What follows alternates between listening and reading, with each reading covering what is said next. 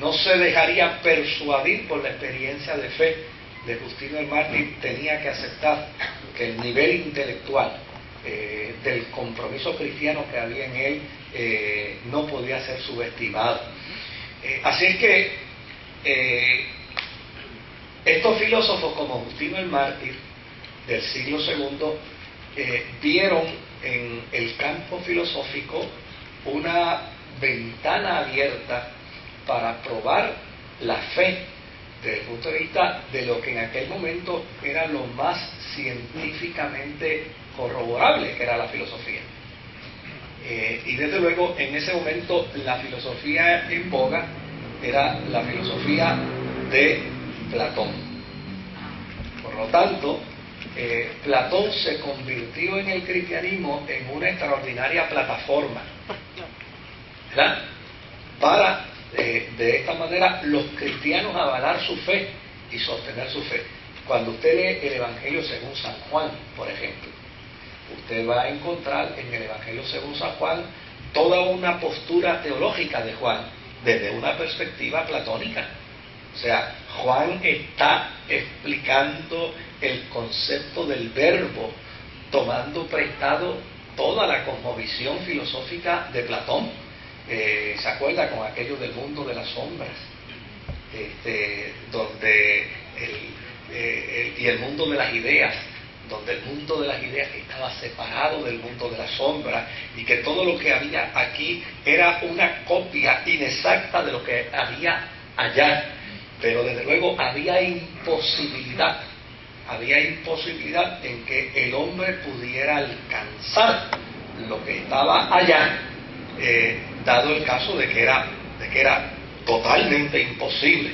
Y la respuesta de Juan en su Evangelio es diciéndole sí, porque es imposible que el hombre desde aquí pueda llegar allá, entonces desde allá se vino aquí. El verbo se hizo carne y habitó entre nosotros, y nosotros vimos su gloria como la del unigénito del Padre. Así es que desde el siglo II en adelante, la Iglesia de habla latina pensó que la verdadera filosofía era la de Platón, y desde luego permitía y ayudaba para que los hombres pudieran entender mejor a través del medio intelectual los principios de la fe. De hecho, el apóstol San Pablo, cuando llegó a Atenas, pues, entre las cosas que quiso hacer fue dar un discurso filosófico para probar que Jesucristo era la base fundamental de lo que Platón postulaba y sostenía. Y es interesante, ¿no?, el que Pablo se siente desafiado y comienza su introducción precisamente en el Areópago ateniense. Yo tuve la oportunidad de estar allí, yo no sé cuántos han tenido esa oportunidad de estar allí en el Areópago, pero es interesante porque la gente dice, ¿cómo pudo haber estado aquí hablando? Bien sencillo, usted hace este movimiento en el centro del Areópago y la persona que está arriba lo escucha. La acústica es perfecta. Y allí estuvo Pablo precisamente hablando de ese concepto, pero Pablo se percató de algo que para él fue impactante, y es que el mundo estaba saturado precisamente de filosofía. Habían 4 corrientes filosóficas. Y lo que hacía falta no era un argumento filosófico más, lo que hacía falta era una prueba contundente del efecto que la fe produce en la vida del hombre con solo creer en el Cristo de la cruz. Por eso cuando sale de Atenas va a Corinto y ya lleva en su mente definido lo que va a hacer. De ahora en adelante me propongo no hablar de otra cosa sino de Jesucristo y de este crucificado. Claro, para Pablo su respuesta a aquella experiencia dolorosa y tétrica es filosófica. No se crea que no es filosófica, es una respuesta filosófica. Pablo está diciendo, ven acá, yo me metí en el campo de la razón para probar la fe y descubrí que la razón tiene límite y nadie puede entender la fe si va por el camino de la razón, si va por el camino de la filosofía, porque la filosofía tiene límites. Lo que rompe el esquema de la filosofía es la fe. Y desde luego, la fe no analiza para luego creer. La fe, primero, cree. Por eso dice, de ahora en adelante me propongo no hablar de otra cosa, sino de Jesucristo y de este crucificado. Claro, hablamos de Justino el Mártir, pero Justino el Mártir fue uno de los pioneros, pero la iglesia siguió, la iglesia oriental tuvo una cantera de hombres y de mujeres intelectualísimos, entre ellos otro señor que ya lo vemos por acá en unos siglos más adelante, llamado San Agustín. O sea, San Agustín vio en la filosofía platónica la respuesta a todas sus dudas con respecto a la fe cristiana. Y entonces, ¿qué hace San Agustín? Agarra todo el concepto de la filosofía platónica y lo introduce a la experiencia de la fe.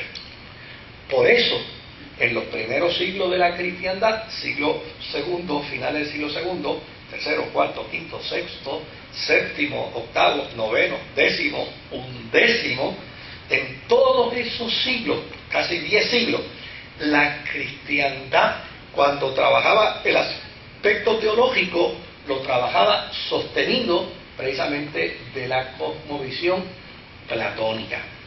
Pero desde luego las filosofías cambian. Y las escuelas en un momento se pueden afirmar y en otro momento se pueden derrumbar. Yo le estaba haciendo una broma en estos días pasados a unos amigos psicólogos y les decía, la verdad que ustedes desacreditan a Freud para después decir que es el padre de la psicología moderna. Pero ustedes tienen que ponerse de acuerdo, porque ustedes agarran al pobre Freud y lo desacreditan, pero luego cierran diciendo, pero él es el padre de nuestra psicología. Oye, si yo voy a hablar tan mal de mi papá, de esa forma, claro, era manera de broma que yo se los hacía. Pero en este caso, pues obviamente, con el mundo musulmán, ¿se acuerdan que hace como 7 semanas atrás hablamos de que hubo un filósofo musulmán que impactó muchísimo la Europa occidental que se llamaba Averroes? ¿Verdad? Pues Averroes tiene mucho que ver con la transformación filosófica que empieza a sufrir la Iglesia. Desde luego, la Iglesia occidental, que está representada en la universidad, comienza a descubrir una filosofía que difería totalmente de la filosofía platónica. Y desde luego, esta filosofía se conoce como la filosofía aristotélica, del concepto de la lógica, que ya es otra cosa. Entonces, muy pronto, en la Facultad de Artes de París, que es una escuela que ya tiene una facultad de artes, empezó a utilizarse el argumento de que Aristóteles era superior a Platón. Y desde luego, si se empieza a decir Aristóteles es superior a Platón, esto crea problemas en la cristiandad, por la sencilla razón de que la cristiandad tiene su base platónica. Entonces, una vez que empieza a atacarse la filosofía platónica, los cristianos que están en las universidades empiezan entonces a asumir una postura apologética de defensa contra este nuevo movimiento. Y desde luego empieza a surgir una nueva crisis.